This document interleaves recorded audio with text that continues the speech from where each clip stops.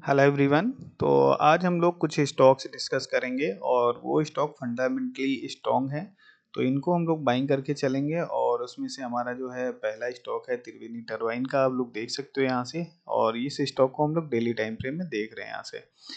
तो यहाँ पे अगर देखोगे तो ये ट्रेंड लाइन आ रही है और इस ट्रेंड लाइन का हम लोग को ब्रेकआउट कैसे मिला ये सबसे ज़्यादा इंपॉर्टेंट है। तो यहाँ पे देखोगे स्टॉक एकदम से फ्लैट था और कोई भी ज़्यादा मोमेंटम नहीं दे रहा था, एक दायरे के अंदर ट्रेड कर रहा था।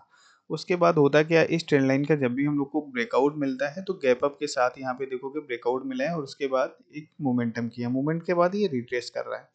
तो यहाँ पे हम लोग इसको बाइंग करके चलेंगे और सारी क्वांटिटी एक साथ बाइंग नहीं करेंगे, कुछ क्वांटिटी हम लोग यहाँ पे बाइंग करेंगे और कुछ क्वांटिटी अगर ये नीचे आता है तो हम लोग यहाँ पे ऐड करेंगे। उसके बाद हम लोग होल्ड करेंगे एक अच्छे टारगेट के लिए, क्योंकि यहाँ से स्टॉक्स में स्ट्रेंथ दिख रही है और फंडामेंटली स्ट्रॉन्ग है। तो ये एक अच्छा मोमेंटम हम लोग को यहाँ से देखने को मिल सकता है। तो इस स्टॉक को आप लोग अपनी रडार में रख सकते हो और अच्छा स्टॉक है, तो आप लोग इसको बाइंग करके स्विंग ट्रेड के लिए होल्ड कर सकते हो। दूसरा हमारा जो स्टॉक है वो है हमारा चेन्नई पेट्रोकेमिकल का, और चेन्नई पेट्रोकेमिकल का चार्ट एक बार हम लोग देखेंगे मंथली टाइम फ्रेम में। और अगर हम लोग मंथली टाइम फ्रेम का चार्ट देखते हैं तो ये देखोगे, आप लोग को डायरेक्ट चार्ट अगर देखोगे तो समझ में आ जाएगा। यहाँ पे देखोगे तो एक रेजिस्टेंस था, ये दूसरा रेजिस्टेंस था, तो इसको हम लोग डबल टॉप का ब्रेकआउट बोलते हैं। तो यहाँ पे देखोगे जब भी चेन्नई पेट्रोकेमिकल के स्टॉक पे ब्रेकआउट आया तो अच्छा खासा रनअप दिया इसने। उसके बाद ये स्टॉक रिट्रेस करके इसी रेजिस्टेंस जो था पहले उसी को सपोर्ट बना के रिटेस्ट किया हुआ है। तो इसको अगर हम लोग डेली टाइम फ्रेम में कन्वर्ट करते हैं तो डेली टाइम फ्रेम में आपको यहाँ पे कुछ इस तरीके का दिखेगा, ठीक है ये। और यहाँ पे हम लोग को पैटर्न कौन सा दिख रहा होगा, तो एक पैटर्न होता है इनवर्स हेड एंड शोल्डर का पैटर्न। ये देखोगे, ये हेड हो गया, ये शोल्डर हो गया और एक ये शोल्डर हो गया, ठीक है।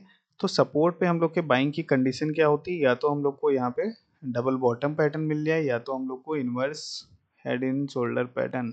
ये दो पैटर्न अगर हम लोग को मिल जाते हैं तो यहाँ पे हम लोग बाइंग करके चलते हैं सपोर्ट एरिया पे। और ठीक उसी तरीके के पैटर्न आप लोग को देखने को मिल रहे होंगे, head inverse head and shoulder pattern. तो इसको भी हम लोग बाइंग करके होल्ड करेंगे एक करीब 850 के टारगेट के लिए। और स्टॉप लॉस हम लोग यहाँ पे यूज नहीं करेंगे क्योंकि ये फंडामेंटली स्ट्रॉन्ग है, तो अगर नीचे भी आते हैं तो हम लोग यहाँ पे और ऐड करेंगे इस तरीके से, ठीक है। तो ये भी एक स्टॉक है, तो इसको भी हम लोग देख सकते हैं। और तीसरा स्टॉक हमारा है वो है हिंदुस्तान कॉपर का। तो हिंदुस्तान कॉपर के चार्ट को भी हम लोग बाइंग करके चल सकते हैं। और इस चार्ट में भी देखोगे तो अभी मोमेंटम नहीं आया, जबकि सारे के सारे स्टॉक्स में अच्छा मोमेंटम आया है इस तरीके से, जो भी बेस बना के निकल रहे थे। तो इस चार्ट को भी हम लोग बाइंग करके चलेंगे और इसमें भी हम लोग स्टॉप लॉस नहीं लगा रहे हैं। टारगेट के लिए हम लोग जब भी अपसाइड अच्छा मोमेंटम मिलेगा हम लोग यहाँ पे प्रॉफिट बुक करेंगे, और नीचे अगर आता है तो हम लोग थोड़ी सी क्वांटिटी और ऐड करेंगे, ठीक है। तो ये तीन स्टॉक्स हैं जिनको हम लोगों ने डिस्कस किया है, तो इनको आप लोग अपने अनुसार भी डिस्कस कर सकते हो या अपना एनालिसिस कर सकते हो।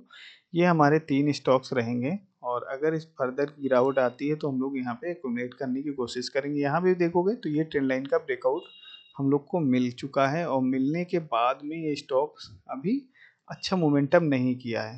तो यहाँ से भी एक मोमेंटम पिकअप होना अभी बाकी है, तो आप लोग इसको रडार में रख सकते हो।